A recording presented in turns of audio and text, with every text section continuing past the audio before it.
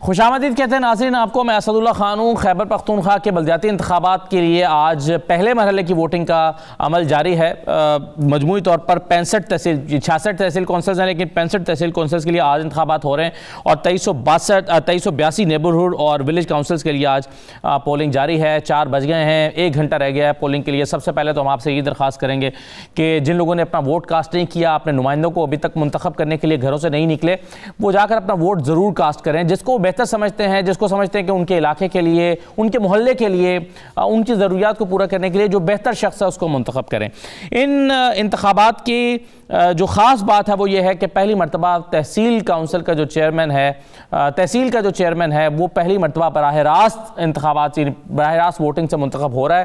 اور اس الیکشن کی ایک خاص بات یہ بھی ہے کہ اس میں ڈسٹرکٹ لیول پر کوئی نمائندگی موجود نہیں ہے، یعنی ایک پورا کا پورا ٹیئر بیچ میں سے غائب ہے.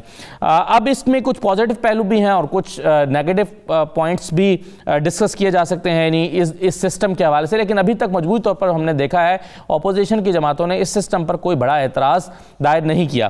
آج جو انتخابات ہو رہے ہیں اس میں 9000 سے زائد پولنگ سٹیشنز ہیں، 9202 ایگزیکٹلی، اور 2507 انتہائی حساس پولنگ سٹیشنز ڈکلیئر کیے گئے ہیں اور 4168 حساس پولنگ سٹیشنز ہیں. کہیں کہیں پر ناخوشگوار واقعات بھی پیش آئے ہیں، جس میں سب سے پرومیننٹ جو واقعہ ہے وہ ڈیرہ اسماعیل خان میں ایک مرڈر ہو گیا ایک امیدوار کا. وہاں پر آج انتخابات نہیں ہو رہے ہیں.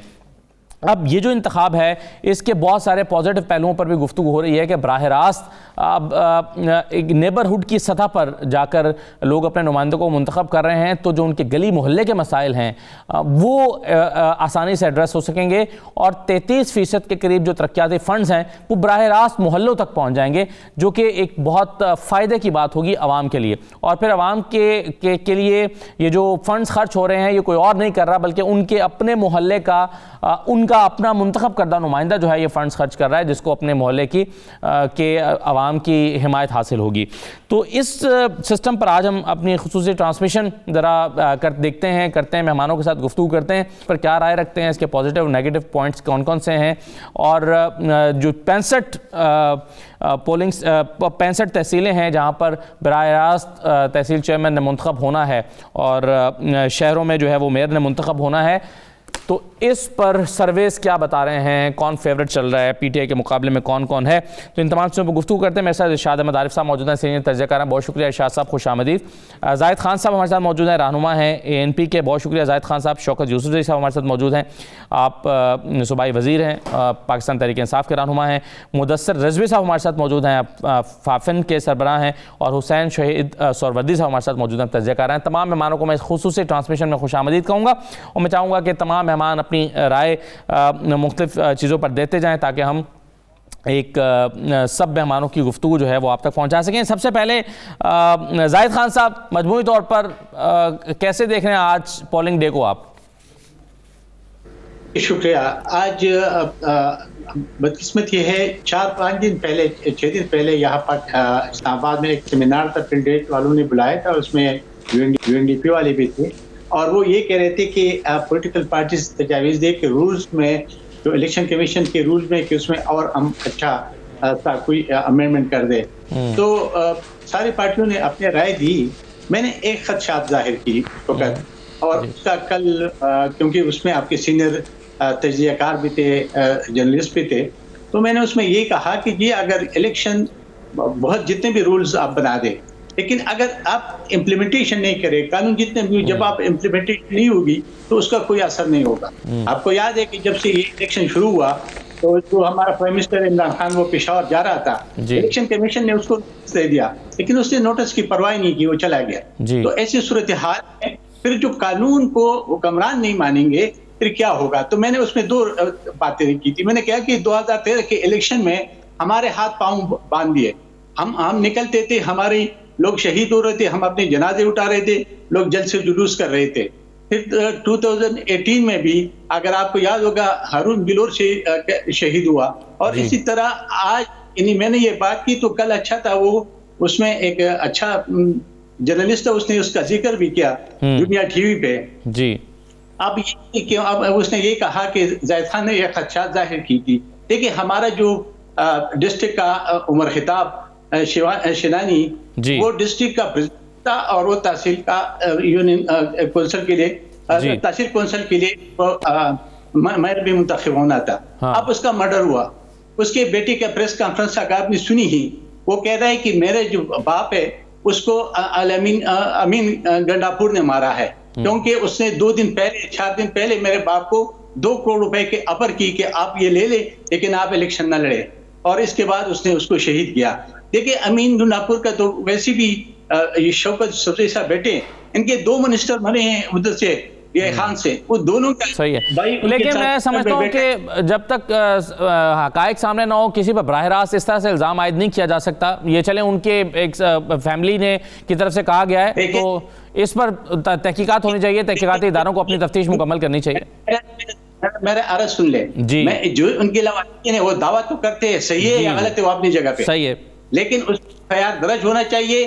عمران خان کو اس کو ہٹانا چاہیے, ان کی انکوائری ہونی چاہیے. اچھا آج دو کارکن باجوڑ میں بھی شہید ہو گئے, یہ صرف آپ کے لیے یہ خدشات ہوتے ہیں الیکشن میں. اسی لیے حساس اور بہت حساس پولنگ سٹیشنز کو آئیڈینٹیفائی کیا گیا تھا کہ یہ 2000 انتہائی حساس ہیں اور 4000 حساس ہیں, تو 6009 میں سے 6000 پولنگ سٹیشن حساس یا انتہائی حساس تھے. تو اس طرح کے خدشات تو پہلے سے موجود تھے.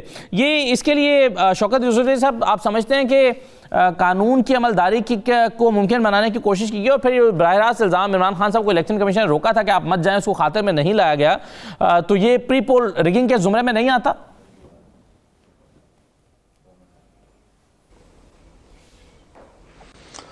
بسم اللہ الرحمن الرحیم.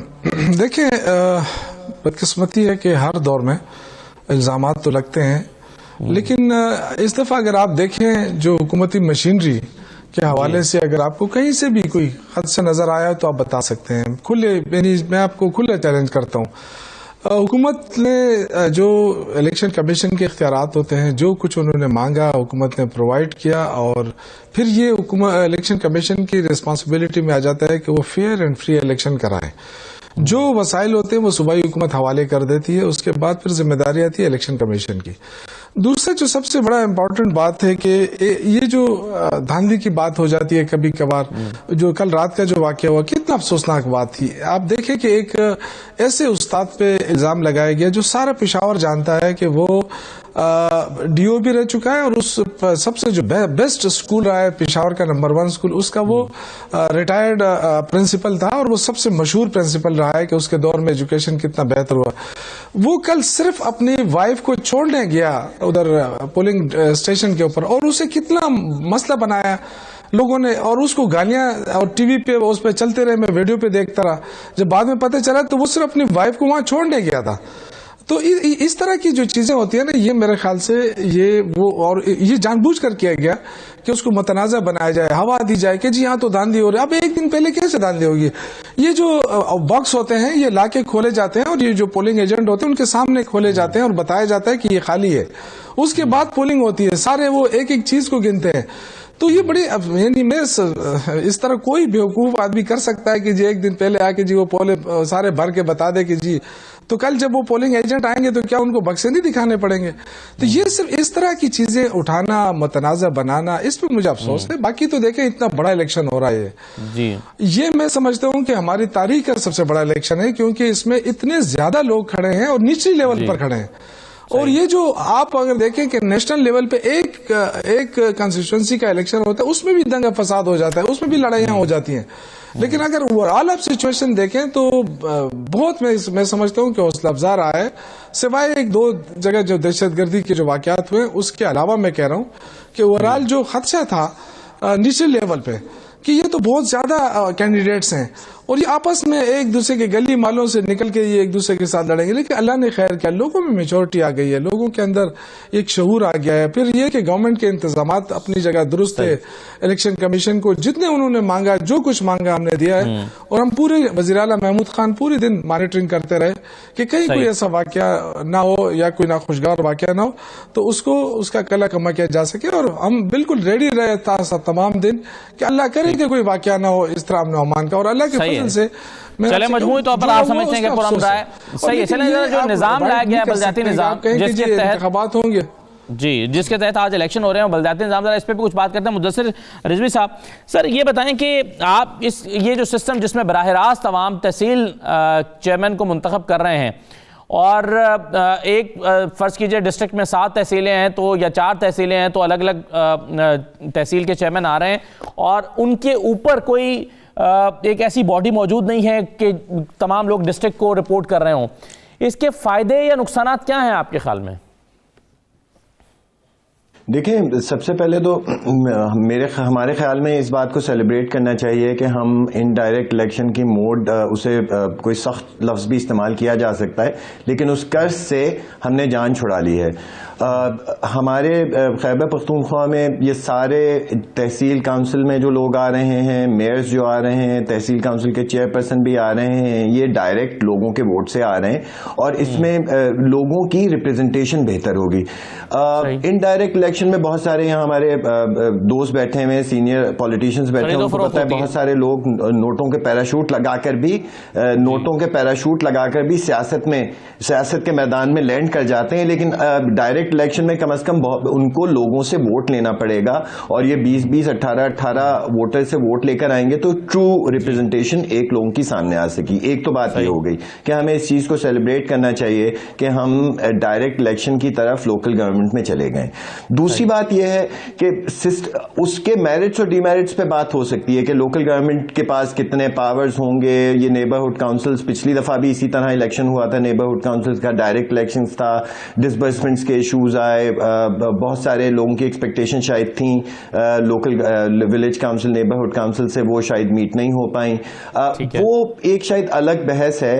آج الیکشن کے دن شاید یہ ٹائم بھی ہمارے پاس اتنا نہیں ہے کہ اس پہ ہم جا سکیں. لیکن انڈائریکٹ الیکشن کی ریپرزنٹیشن بہتر ہوگی، لوگوں کی سوال جواب اپنے ریپرزنٹیٹیو سے تحصیل کونسل اور میئر تک جواب دے ہوں گے لوگوں کو. انڈائریکٹ ان کا الیکٹورل کالج نہیں ہوگا. تو اس کو ہمیں یقیناً سیلیبریٹ کرنا چاہیے، بلکہ شاید اور جگہوں اور پروونسز میں بھی ہم ڈائریکٹ الیکشنز کی طرف جائیں. شاید سینٹ میں بھی ہمیں سوچنا چاہیے کہ ڈائریکٹ الیکشن کی طرف اگر یہ الیکشن ممکن ہے تو سینٹ کے بھی ڈائریکٹ الیکشنز ممکن ہو سکتے ہیں. دوسری، آپ نے خود ہی بات کر دی تھی کہ ایک بہت بڑا الیکشن ہے یہ. تقریباً آج کے دن 2500 مختلف 2400 مختلف الیکشنز ہو رہے ہیں، اور جس میں ملٹیپل سیٹس پہ ہو رہے ہیں الیکشن. تو یہ مینجمنٹ اس کی ہمیشہ مشکل ہوتی ہے. 6 رزلٹ ہے نیبرہڈ کاؤنسل میں بنیں گے، تحصیل کاؤنسل کا اور چیئرپرسن اور میئر کا الگ نتیجہ تیار ہوگا. لیکن ایک اور چیز جو بہت امپورٹنٹ ہے جس کو ہمیں دیکھنا چاہیے، یہ مختلف ہیں لوکل گورنمنٹ کے الیکشن نیشنل الیکشن سے. نیشنل الیکشن میں جتنی بھی انتظامیہ ہے وہ کیئر ٹیکر گورنمنٹ کے انڈر آتی ہے، لیکن لوکل گورنمنٹ الیکشن میں، اور یہ سارے پروونسز میں ایسا ہی ہوگا، کہ کیئر ٹیکر گورنمنٹ نہیں ہوتی. انتظامی افسران جو الیکشن کمیشن کی سپرویژنس میں چلے جاتے ہیں وہ اسی گورنمنٹ کے ساتھ ہوتے ہیں، کوئی کیئر ٹیکر سیٹ اپ نہیں ہوتا. اس میں کئی جگہ پچھلے الیکشن میں بھی 2015 میں بھی جب یہ الیکشنز ہوئے تھے، فیزز میں ہوئے تھے، افسران کی نیوٹرلٹی کے ایشوز یقیناً آئے تھے. اور بہت زیادہ چھوٹے لیول پہ جب یہ مینج ہو رہے ہوتے ہیں تو الیکشن کمیشن کے لیے انفورسمنٹ بھی اتنی ہی مشکل ہوتی چلی جاتی ہے. اور دوسری ایک چیز ہم نے یہ بھی دیکھی ہے کہ جہاں پر بھی الیکشن کمیشن خود اپنے افسران کے ذریعے الیکشن مینج کرتا ہے، جہاں پہ ان کے R E Cs, regional election commissioner یا ڈسٹرکٹ کمشنرز، آر او یا ڈی آر او کی عہدوں پر آ جاتے ہیں، تو وہاں پہ الیکشن کی کوالٹی اور نظم زیادہ بہتر ہوتا ہے بنسبت اس صورت کے جب گورنمنٹ کی سروسز سے لوگوں کو اسسٹنس لی جاتی ہے. تو وہ سارے ایشوز تو اپنی جگہ ہیں، لیکن فی الحال جو ہمیں الیکشن نظر آ رہا ہے، ایشوز آ رہے ہیں، اس میں مینجمنٹ کے زیادہ ایشوز ہیں. اس پہ شاید ابھی آپ مزید بات کریں گے. ٹھیک ہے، چلیں بالکل صحیح ہے. لیکن ارشاد عارف صاحب، یہ ایک تو اس میں ہے نا کہ چلیں یہ بہت اچھی بات ہے، ڈائریکٹ الیکشن ہو رہا ہے، تحصیل کا جو چیئرمین ہے وہ براہ راست منتخب ہوگا. لیکن اگر ہم دیکھیں تو ضلع ناظم اس میں سے غائب ہو گیا. اب اگر فرض کیجئے 7 تحصیلیں ایک ڈسٹرکٹ میں اور وہاں پر ایک روڈ بننا ہے تو سوال یہ پیدا ہوتا ہے کہ اس کی کوارڈینیشن کیسے ہوگی. یعنی اگر آپ کی کو کوئی اوپر کوئی بندہ موجود نہیں ہے جو کوارڈینیشن یا لائزوننگ کا کام کرے یا پورا ڈسٹرکٹ جو ہے اس کو لک آفٹر کرے، تو کیا پرابلمز پیدا ہوں گے اس سے؟ میرا نہیں خیال کہ کسی قسم کا پرابلم پیدا ہو سکتا ہے. تحصیل کا ایریا جو ہے وہ ڈیفائنڈ ہوتا ہے جس طرح ڈسٹرکٹ کا ہے. اور یہ مدثر رضوی صاحب بالکل ٹھیک کہہ رہے ہیں کہ ہمارے ہاں جو ایک سینٹرلائزیشن ڈائریکٹ اور انڈائریکٹ سینٹرلائزیشن ہے اس کی حوصلہ شکنی ہوگی اس سے. کرپشن کا تو میں نہیں سمجھتا کہ کوئی مداوع ہوگا یا اس کی کوئی روک تھام ہو سکے گی، کیونکہ جو پیسے پارٹیوں نے ڈسٹرکٹ ناظم کے امیدوار سے لینے ہیں وہ تحصیل والے سے لے لیں گے پارٹی فنڈ کے نام پر، اور جو پیسہ ضلع ناظم نے لگانا ہے وہ تحصیل ناظم لگائیں گے. وہ تو خیر اتنا زیادہ نہیں ہوگا، لیکن یہ ہوگا کہ ڈائریکٹ جو ریپرزنٹیشن جو ہے اس کے بہرحال اثرات ہوں گے اور اچھے اثرات ہوں گے. وہ بڑے پیمانے پر جو ہارس ٹریڈنگ ہوتی تھی اس سے کافی حد تک نجات مل سکتی ہے. باقی جو ترقیاتی کام ہے، دیکھیں ایوب خان کا دور کا جو سسٹم تھا وہ ہم اس لیے نہیں آگے چلا سکے کہ چونکہ وہ ایک فوجی آمر تھا.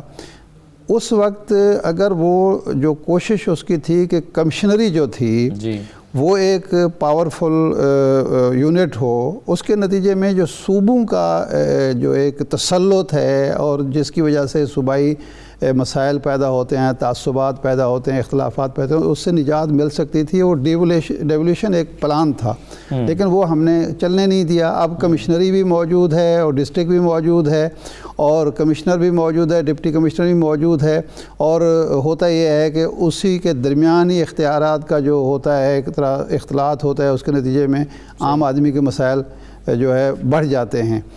یہ میں سمجھتا ہوں جس طرح یہ تحصیل ناظم کو بااختیار کیا جا رہا ہے، تحصیل کے جو یونٹ ہے اس کو مضبوط کیا جا رہا ہے، اسی طرح سے اگر ہم یہ معاملہ آگے بڑھائیں اور پھر جو میونسپل کمیٹی ہے اور پھر اس کے بعد میٹروپولیٹن ہے، یہ وہ اگر وہ کر کے لائیں گے تو اس سے ایک تو اختیارات کی تقسیم ہوگی، اختیارات نچلی سطح پر منتقل ہوں گے، اور ساتھ ہی ساتھ عام آدمی کو یہ جو شکایت ہوتی ہے کہ جی ہم اپنے چھوٹے چھوٹے مسئلے کے لیے بڑی سطح پر اونچی سطح پر جانا پڑے گا، وہ نہیں رہے گا. لیکن یہ اس وقت تک سسٹم کامیاب نہیں ہو سکتا جب تک کہ اس سسٹم کو وزیر اعلیٰ کے تسلط سے، ایم پی اور ایم این اے کے تسلط سے آزاد نہیں کیا جاتا. یہ جو ہم نے وزیر اعلیٰ اور ہر وزیر اعلیٰ کی خواہش ہے، یہ ہمارے ہاں جب بھی کوئی منتخب حکومت ہوتی ہے وہ اوائڈ کرتی ہے بلدیاتی اداروں کو اور بلدیاتی انتخابات کو. اس کی وجہ کیا ہے کہ کوئی وزیر اعلیٰ نہیں چاہتا ہے کہ اس کے اختیارات جو ہیں، صوبے کے اختیارات وہ منتقل ہوں ضلع کی سطح پر، کمشنری کی سطح پر، تحصیل کی سطح پر. کوئی ایم این اے نہیں چاہتا کہ میرے اختیارات جو ہیں وہ منتخب بلدیاتی نمائندے کو ہوں.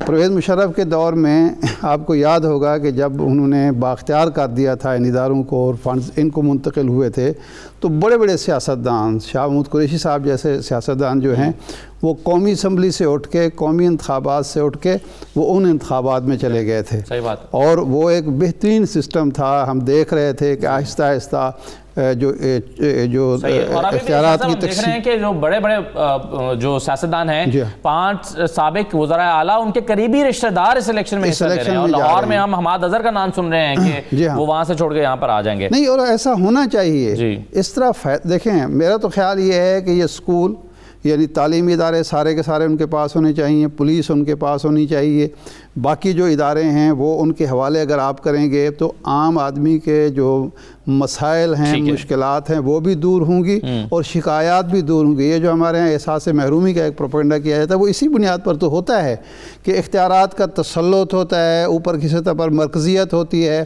اور نیچے ہم اگر کہیں احساس محرومی نہ بھی ہو تو پیدا کر دیا جاتا ہے. جس آدمی کو یا جس جماعت کو یا جس پریشر گروپ کو نمائندگی نہیں مل رہی ہوتی وہ اس کے بعد شور بچانا شروع کر دیتا ہے کہ جی ہمارے حقوق تلف کیے جا رہے ہیں. تو میرا خیال ہے 2 چیزیں یقینی بنائی جائیں. نمبر 1 تو یہ ہے کہ یہ الیکشن اب تسلسل سے ہوتے رہے ہیں. یہ ادارے کوئی بھی حکومت آئے ان اداروں کو نہ ہو جیسے 2 سال کی تاخیر سے یہ الیکشن ہو رہے ہیں. نہیں، اس سسٹم کو اسی طرح قائم رکھا جائے. یہ ہر 5 سال کے بعد جو توڑ پھوڑ شروع ہو جاتی ہے، یہ نہیں ہونا چاہیے. ایک بات. دوسرا، جتنا ممکن ہے قومی اسمبلی سے، صوبائی اسمبلی کے ارکان سے، صوبائی حکومت سے اختیارات لے کر اور وسائل لے کر، صرف اختیارات نہیں، وسائل بھی ان کو ڈائریکٹ منتقل کیے جائیں تاکہ ہمارے ہاں یہ ایک اچھا اس میں سیاسی جماعتوں کا فائدہ ہے. سیاسی جماعت کا ورکر یہاں اکاموڈیٹ ہوتا ہے بڑے پیمانے پر، اور یہ جو الیکٹیبلز کی ایک لحاظ سے صحیح ہے، وہ مطلب سیاسی جماعتوں کی گراؤنڈ لیول پر تنظیم بنتی ہے، الیکٹیبلز کی جو بلیک میلنگ ہے سیاسی جماعتوں کو اس سے نجات ملتی ہے، الیکٹیبل سے جان بچانے کی صورت بھی یہی ہے۔ میں حسین شہید سہروردی صاحب، بڑے بڑے مقابلے ہو رہے ہیں، آپ کے خیال میں کانٹے دار مقابلے کون کون سے ہیں؟ ایک مقابلے پر تو ظاہر ہے سب کی نظر ہے، اور وہ جو نوشہرہ میں ہو رہا ہے کہ پرویز خٹک صاحب کا بیٹا اور ان کے بھائی کا بیٹا جو ہے وہ آپس میں لڑ رہے ہیں، تو اس میں ظاہر ایک پیپلز پارٹی کے پلیٹ فارم سے، ایک پی ٹی آئی کے پلیٹ فارم سے ایک کانٹے دار مقابلہ، سب کی نظریں اس کے اوپر ہیں۔ اس کے علاوہ آپ کون کون سے اہم مقابلے دیکھ رہے ہیں؟ دیکھیے، سب سے پہلے تو آپ نے جو سوال پوچھا ہے اس سے پہلے ایک ضمنی سا جواب آپ کے سوال کا یہ ہے کہ اس وقت ٹرن اپ جو ہے یا جو ووٹ کاسٹ کرنے کا جو شرح ہے وہ کتنا ہوگا پشاور میں، اور ان جنرل آپ نے تو نوشہرہ کی بات کر لی، پشاور میں جو میئر کے لیے الیکشن ہو رہا ہے یہ کانٹے دار ہو رہا ہے۔ اس کی وجہ یہ ہے کہ یہاں پر تحریک انصاف کے برابر بلکہ اس کے قد سے اونچی وہ پارٹیاں آ گئی ہیں جو کل تک بہت زیادہ نیچے تھیں، تو اس میں آپ پیپلز پارٹی کو، جماعت اسلامی کو اور اے این پی کو خاص طور سے دیکھیں گے جو کہ بہت ٹف ٹائم دے رہے ہیں جو تحریک انصاف ہے اس کے کینڈیڈیٹ کو، بلکہ خدشہ جو ظاہر کیا جا رہا ہے، میں آج صبح سے جو ہے چند پولنگ اسٹیشنز میں گیا بھی خود جا کر، تاکہ آپ کے آج کے پروگرام کے لیے میں نے یہاں پر بیٹھنا تھا تو خود جا کر وٹنس کروں، مجھے جہاں تک اندازہ ہوا وہ یہ کہ تحریک انصاف کا جو میئر کے لیے جو کینڈیڈیٹ ہے اس کو بہت سخت جو ہے وہ مقابلے کا سامنا کرنا پڑ رہا ہے۔ اور اس کے ساتھ ساتھ جو میں نے پہلا جو ضمنی جواب آپ کے لیے اٹھایا وہ یہ ہے کہ ٹرن اوور جو ہے وہ بہت زیادہ کمزور ہے، یعنی ہم دیکھ رہے ہیں کہ جن جگہوں پر جو گاؤں کے علاقے ہیں یعنی سیمائی اربن ایریاز ہیں وہاں پر تو پھر بھی گزارا ہو رہا ہے، کچھ نہ کچھ لوگ نکل رہے ہیں، لائنیں لگی ہوئی ہیں، لیکن جو خاص طور سے اربن ایریاز ہیں وہاں پر میں جب جا کر دیکھا تو 3-4 کے قریب ووٹرز ہیں وہ وہاں پر موجود ہیں، تو مجھے لگ یہ رہا ہے کہ جو ٹرن اوور ہے وہ بہت زیادہ کم ہوگا، اور اس کم میں پھر دیکھیں گے کہ کون زیادہ لیڈ لے کر جاتا ہے۔ بہرحال اس وقت ایک ایسی پارٹی، مثلا میں جماعت اسلامی کی مثال دوں گا کہ جو کہ بالکل گننے میں نہیں آتی تھی ان علاقوں میں، ان کا کینڈیڈیٹ بھی اس وقت پشاور کے میئر کے لیے بڑا ٹف جو ہے وہ مقابلہ کر رہا ہے۔ ہمارا یہ خیال تھا کہ تحریک انصاف وہ بڑا بہتر طریقے سے یہاں پر لے جائے گی، لیکن وہ اتنا آسان نہیں لگ رہا ہے، اور جب رزلٹ آئے گا تو آپ دیکھ لیں گے کہ ان کو بڑی مشکلات کا سامنا کرنا پڑ رہا ہوگا۔ تو میں یہ سمجھتا ہوں کہ اس وقت جو الیکشن ہو رہا ہے اس میں پشاور کے میئر کا سب سے زیادہ کانٹے دار اور سب سے زیادہ سخت مقابلہ ہوگا جو دیکھنے میں آ رہا ہے۔ بالکل صحیح ہے، چلیے جی ایک چھوٹا سا بریک لیتے ہیں۔ کو آپ ٹرن آؤٹ کم ہونے کی بات کر رہے ہیں، تو اس کی وجوہات آخر کیا ہیں کہ ٹرن آؤٹ اتنا کم کیوں ہے؟ حالانکہ اس کا ٹرن آؤٹ زیادہ ہونا چاہیے، لوگوں کو اپنے اپنے علاقے کے جو مسائل ہیں اس کے حل کرنے کی ایک امید ہے ان کے لیے یہ الیکشن، تو ان کو تو بڑی تعداد میں باہر نکل کر اپنے نمائندے منتخب کرنے چاہیے۔ ٹرن آؤٹ کم کیوں ہے؟ ایک چھوٹا سا بریک لے لیتے ہیں جی، بریک کے بعد واپس آتے ہیں، کچھ مزید پہلوؤں پہ بات کرتے ہیں، اور یہ بھی دیکھیں گے کہ خیبر پختونخوا کی بڑی سیاسی جماعتوں نے، جس میں پی ٹی آئی بھی شامل ہے، پیپلز پارٹی بھی شامل ہے، نون لیگ بھی شامل ہے، اور خاص طور پہ پیپلز پارٹی، انہوں نے خواتین کو، کسی بھی ایک خاتون کو ٹکٹ کیوں نہیں دیا؟ ایک بریک لیتے ہیں، بریک کے بعد واپس آتے ہیں۔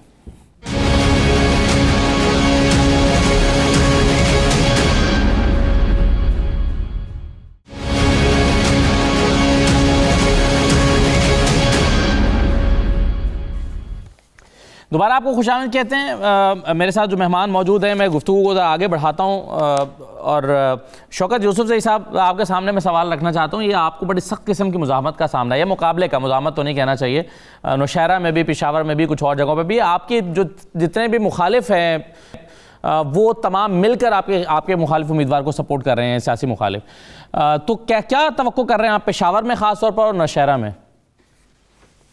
جی